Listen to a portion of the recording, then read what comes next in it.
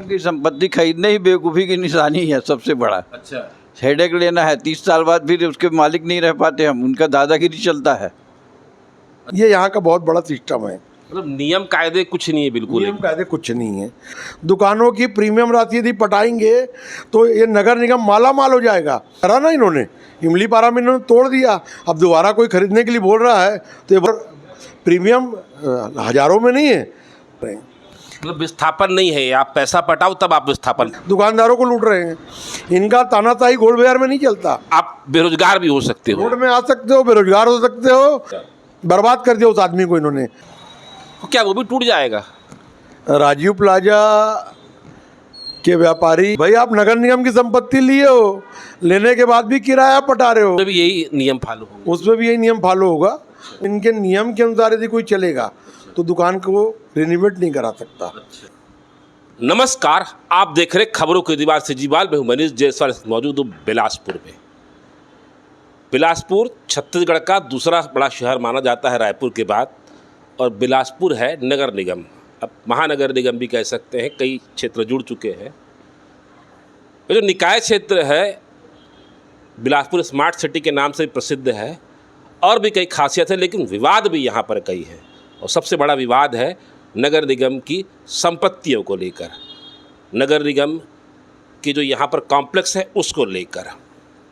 नगर निगम बिलासपुर की संपत्ति खरीदना चाहिए या नहीं खरीदना चाहिए, या जो खरीद चुके हैं उनके साथ क्या समस्या आ रही है, जो आगे क्या समस्या आएगी जो खरीद चुके हैं। क्योंकि अभी हाल फिलहाल में कुछ घटनाक्रम ऐसा रहा है कि कुछ लोग, पुराने बस स्टैंड की ही बात की जाए तो वहाँ का कॉम्प्लेक्स तोड़ दिया गया, अब उसकी जगह नया भी बनाया जा रहा है, और संभवतः वहाँ पर जो विस्थापित है विस्थापन भी होगा। वहाँ पर कुछ नियम कायदे उसके अलग होंगे।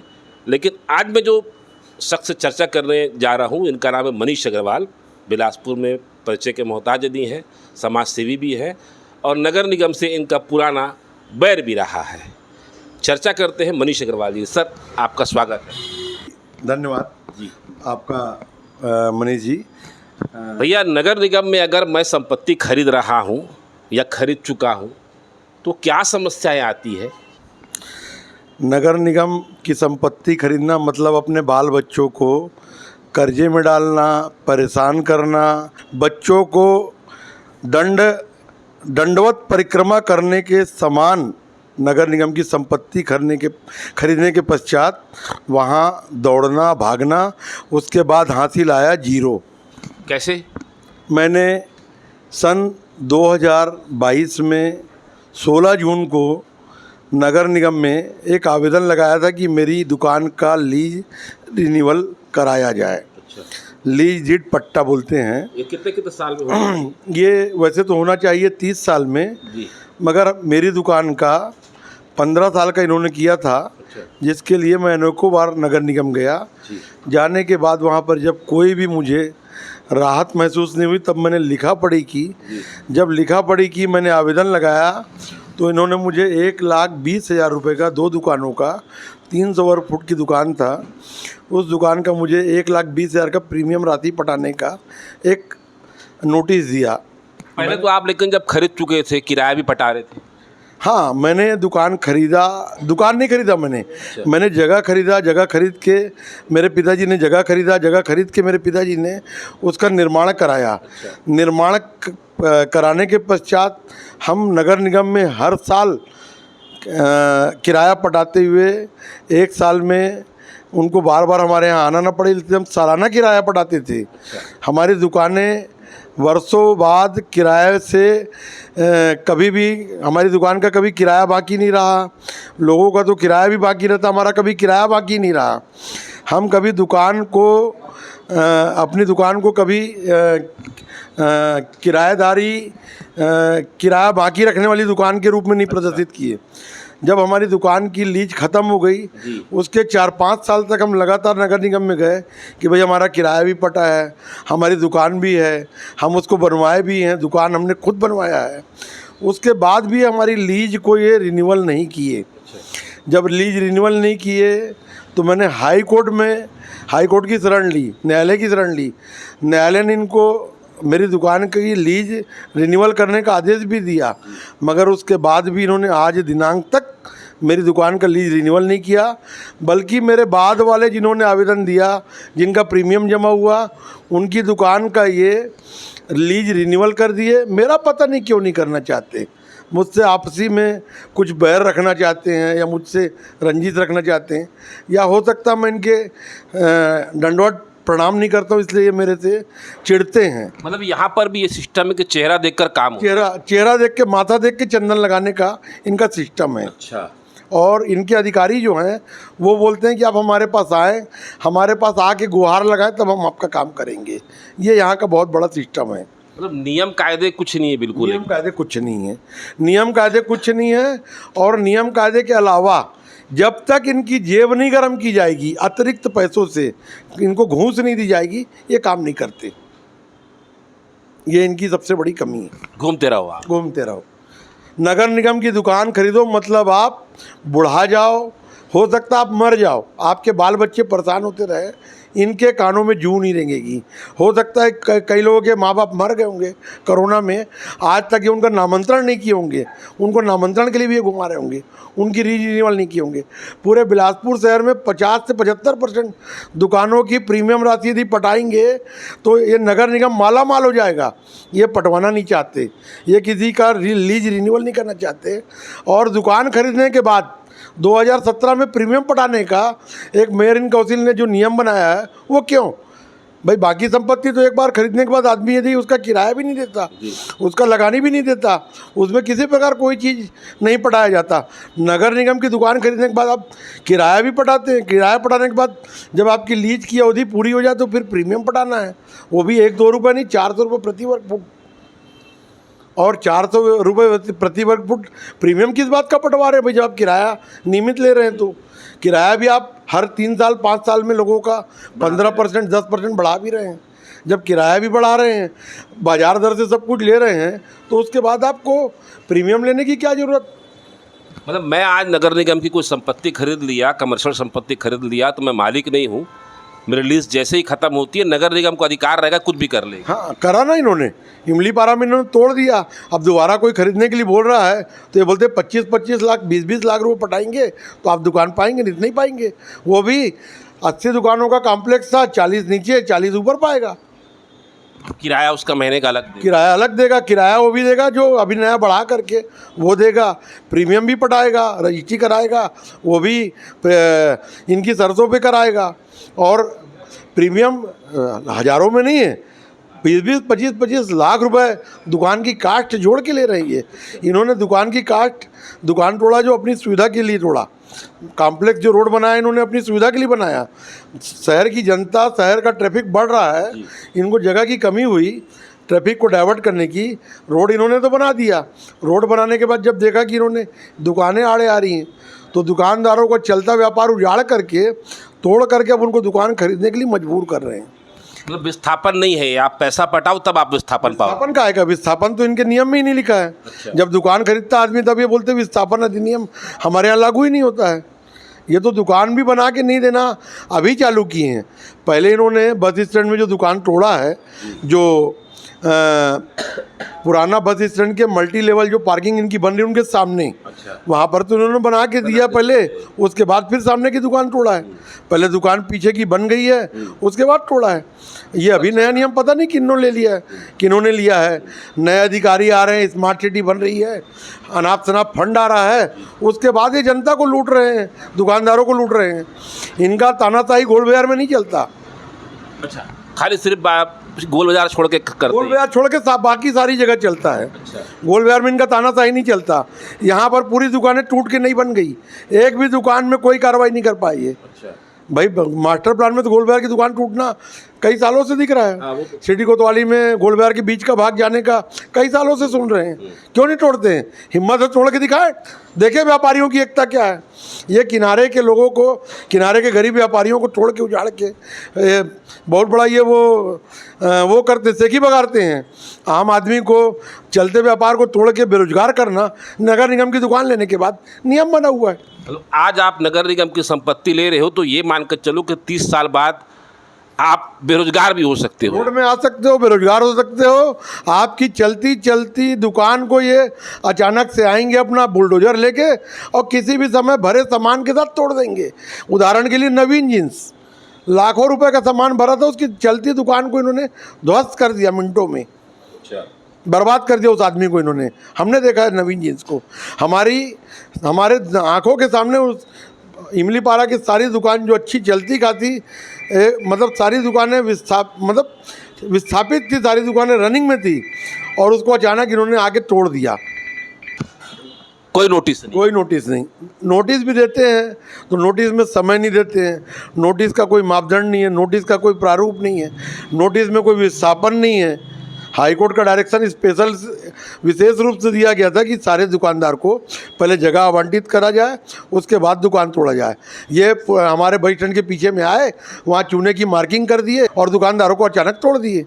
और तोड़े क्या, किसी की बात नहीं सुने, किसी के कोई दुकान का कोई सामान निकालने का मौका नहीं दिए, अचानक से तोड़ दिए। बर्बरता मतलब अंग्रेजों के शासन काल में जो बर्बरता पूर्वक शासन और गुलामी का जो शासन जिए हैं लोग, वो जानते होंगे। उस शासन को नगर निगम में आम आदमी जी रहा है, दुकानदार जी रहा है। कोई नियम कायदा नहीं है क्या भाई? कोई तो लिखित संविधान तो होगा कि भाई, लिखित कानून होंगे, धाराएं होंगी कि भाई ये कर सकते। खाली एक धारा की लिस्ट हम कभी भी समाप्त कर सकते हैं। इनको रात के सपना होता है। अच्छा। कल वहाँ नया रोड बनाना है, कल नया कॉम्प्लेक्स बनाना है, और ये सवेरे वहाँ पर नोटिस दे देते हैं, 2 दिन बाद शुक्रवार शनिवार इतवार को छुट्टियों के दिन तोड़ देते हैं। ये सदियों से चला आ रहा है। मतलब आदमी कोर्ट भी ना जा पाए। आदमी कोर्ट भी ना जा पाए, न्यायालय में जाता है, न्यायालय का कोई डायरेक्शन भी रहता है, उसको भी नहीं मानते। इनके ऊपर कंटेम्प्ट भी लगता है, कंटेम्प्ट भी, तो ये उसको भी नहीं मानते हैं। उसमें भी जाके हाजिर बहाना बना के कुछ खड़ा हो जाते हैं। डर भय रह ही नहीं गया है। पूरे अधिकारियों का मनमर्जी चल रहा है, जिसकी जो मर्जी होती है करता है। किसी को मेरे नाम से एलर्जी है, मैं तो ये भी सुना हूँ कि मनीष अग्रवाल की दुकान है, उसको कोई राहत मत दो। ये ऐसा भी मैं लोगों से सुनते आया हूँ। आप आवाज़ उठाते रहते हो इसलिए? मैं इनका विरोध करता हूँ इसलिए। अच्छा, ये जो अब ये तो क्रम चल रहा है, जैसे हम लोग राजू प्लाजा देख रहे हैं कि 2000 में लगभग बना है। अजीत जोगी जी मुख्यमंत्री थे उस समय, नगर निगम में शायद जायसवाल जी थे उस समय महापौर, और अब लगभग 2030 में इसका भी 30 साल पूरा हो जाएगा। कंस्ट्रक्शन भी लगभग उसका उस समय बहुत जल्दीबाजी में हुआ था, तो क्या वो भी टूट जाएगा? राजीव प्लाजा के व्यापारी आज से तैयार हो जाएं, आज से सतर्क हो जाएं। जैसे उनकी लीज की अवधि ख़त्म होगी, उसके पहले वो अपना 1 महीना पूर्व आवेदन लगाएं। नगर निगम को यदि आवेदन में नगर निगम किसी प्रकार राहत नहीं देता तो तत्काल हाईकोर्ट की शरण में चले जाएं और अपने पूरे किराए को कोई भी व्यापारी बाकी ना रखे, और 4-5 साल बाद जब भी उनकी लीज अवधि ख़त्म होगी वो तैयार रहें। नगर निगम हमारे साथ साथ उनके ऊपर भी ये शहर की बढ़ती आबादी को देखकर कुछ ना कुछ बहाना बना के तोड़ने का या नया कोई कॉम्प्लेक्स बनाने का एक अभियान थोपने वाला है। और उनको तोड़ के, क्योंकि आज करोड़ों की दुकानें हैं, उनको तोड़ के नेस्तानुबून करके और दोबारा वहाँ पैसा कमाने की कोई ना कोई साजिश रचिएगा। मतलब आप नगर निगम की संपत्ति ले लिए हो तब भी टेंशन में हो, और लोगों तो टेंशन तो है ही है। भाई आप नगर निगम की संपत्ति लिए हो, लेने के बाद भी किराया पटा रहे हो, गुलामी की ज़िंदगी जी रहे हो। गुलामी की एक और परिकाष्ठ इनके ऊपर नया लागू कर दिया 2017 में, है ना। मेयर इन काउंसिल ने पास कर दिया कि 400 रुपये प्रीमियम की राशि आपको अतिरिक्त पटाना पड़ेगा यदि आपको पट्टा रिन्यूअल कराना है। ये कहाँ का नया नियम आ गया कि कोई संपत्ति को आप बेच दिए हैं, उसके बाद दोबारा उस संपत्ति को बेच रहे हैं आप लीज अवधि समाप्त होने के बाद। ऐसा नियम तो नहीं होना चाहिए। कोई मकान आप खरीदे हैं, क्या वो मकान दोबारा आप कभी जीवन काल में कभी आप उसको खरीदते हैं क्या? दोबारा उस ज़मीन को नहीं खरीदते। 30 साल बाद दोबारा बेचने की या प्रीमियम पटाने की ज़रूरत क्यों महसूस हो रही है? ये नियम नहीं होना चाहिए। मतलब जब मन किया तब मेयर इन काउंसिल में एक प्रस्ताव लाए कि अब इसको ऐसा कर देते, निगम की आय बढ़ाना है, 10% 15% इसमें यूजर चार्ज डाल दो एकदम। अब कुछ सफाई का भी चार्ज वगैरह लगता है क्या? हाँ, यूजर चार्ज भी पटा रहे हैं हम। यूजर चार्ज भी पटा रहे हैं, समय समय पे किराया बढ़ता वो भी पटाते हैं, और किराया नहीं पटाते हैं तो 15% पेनाल्टी भी पटाते हैं। ये सारी चीज़ निगम में है, निगम की दुकानों में सारी चीज़ है। निगम की दुकान में सब चीज़ थोपी गई हमारे ऊपर। एक मेरे ख्याल से मुक्का में जमीन नगर निगम राजकिशोर नगर में कमर्शियल कॉम्प्लेक्स बनाया है, और सामने उसके एक और कमर्शियल कॉम्प्लेक्स बनाया है। आपको ध्यान होगा तो क्या फ़र्क देखते हैं दोनों में? नगर निगम की संपत्ति आज की डेट में लोग खरीदने से डरने लग गए हैं।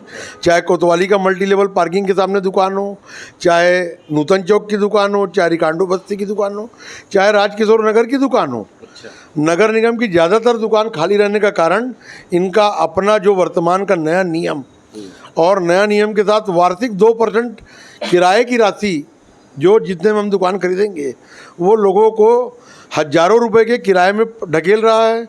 करोड़ों रुपए की दुकान खरीदेगा, उसके बाद 30 साल बाद उसको फिर रिन्यूअल कराना। ये लोग इन चीज़ों से अब डरने लग गए हैं और लोग ज़मीन खरीद के अपनी खुद की दुकान बना के स्वतंत्र रहने पे ज़्यादा भरोसा करते हैं। मतलब नगर निगम का जो कॉम्प्लेक्स रहता है, जो उजड़ा उजड़ा लगता है, उसकी वजह नगर निगम की नीतियाँ ही है।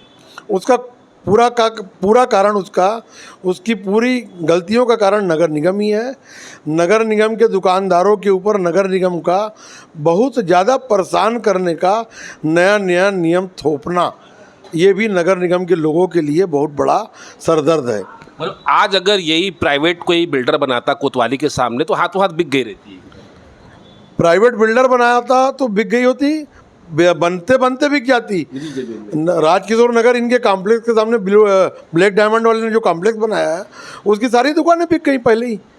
अभी आप देखिए तिफरा में कितनी सारी दुकानें बन रही हैं, सारी दुकानें बनने के साथ साथ बिक जाती हैं। पहले रामा वर्ल्ड के सामने जो बन रही दुकान वो बिक गई बनने के साथ साथ। अरे गोल बाजार में आप देखिए बनी है भाई खाटू श्याम कॉम्प्लेक्स बनने के पहले जगह टूटने के बाद जैसे ही कॉम्प्लेक्स का ड्राइंग आया वैसे दुकान बनना चालू हो जाती है, बिकना चालू होती है, बिक जाती हैं। क्योंकि उसमें ना कोई किराया देना ना कुछ देना है। ज़्यादा हुआ बहुत ज़्यादा हुआ तो एक आजकल सफाई मेंटेनेंस चार्ज जो है 1500 रुपये महीने में देना पड़ता है, उसकी कोई वैल्यू नहीं है। मतलब आपसे जो चर्चा और इससे ये बात सामने आ रही है कि नगर निगम की संपत्ति आज आप खरीद रहे हो तो अपने बच्चों को समस्या में डालोगे आप 30 साल बाद। देके जा रहे हैं। आज हम कोई संपत्ति खरीद रहे हैं, हम अपने बच्चे को कहीं मान लो बैंक में लोन लेने जाएंगे नगर निगम की दुकान लेके, हमको बैंक लोन नहीं देगा। अच्छा, लोन भी नहीं मिलता। हम नगर निगम की दुकान किसी को गिरवी रखने जाएंगे तो गिरवी रखने को तैयार नहीं होगा। अच्छा, हाँ, नगर निगम की दुकान जितनी भी बन रही हैं उसको लोग लेने के लिए इसीलिए तैयार नहीं हो रहे हैं क्योंकि इनकी आने वाले समय में इनकी जो वर्तमान नीति चल रही है कि कभी अभी आके तोड़ देते हैं, किसी की भी पट्टे के लीज डीड को रिन्यूअल नहीं करते हैं, तो लोगों में एक डर भय का माहौल पैदा हो गया है। खरीदने तक तो ठीक है, चलो अब फिर नामांतरण करना है। जैसे अभी मैं किसी से चर्चा भी कर रहा था कि अब किसी के नाम से कोई ख़त्म हो गया तब क्या स्थिति आती है एकदम। आप नामांतरण करने के लिए पहले इनके यहाँ टेबल में जाएंगे तो बाबू ही नहीं मिलेगा। बाबू मिलेगा तो फिर अधिकारी के पास जाएगा, अधिकारी बोलेगा भी इसको 15-20 प्रकरण एक साथ आने दो, फिर इसका पेपर प्रकाशन होगा। यदि मान लो 15-20 प्रकरण नहीं आएगा तो उनका 1 साल तक पेपर प्रकाशन ही नहीं होगा, दावा आपत्ति। उसके बाद जब तक उनको भेंट नहीं देंगे, कुछ कमीशन नहीं देंगे, कुछ ऊपरी रकम नहीं देंगे, तब तक वो आपकी नोटशीट नहीं बनाएंगे। जब तक आप उनके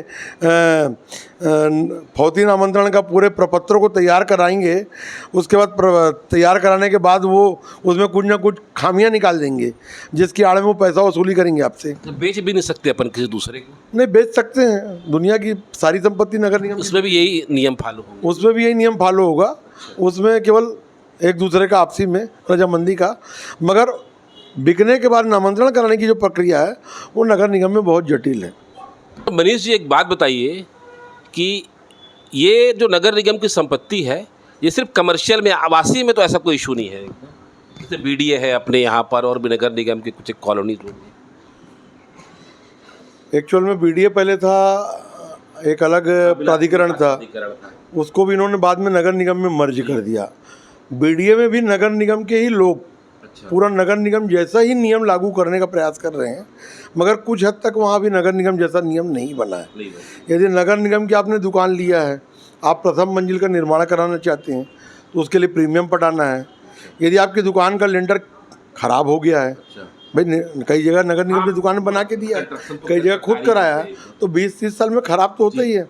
तो इनके नियम के अनुसार यदि कोई चलेगा तो दुकान को रिन्यूएट नहीं करा सकता।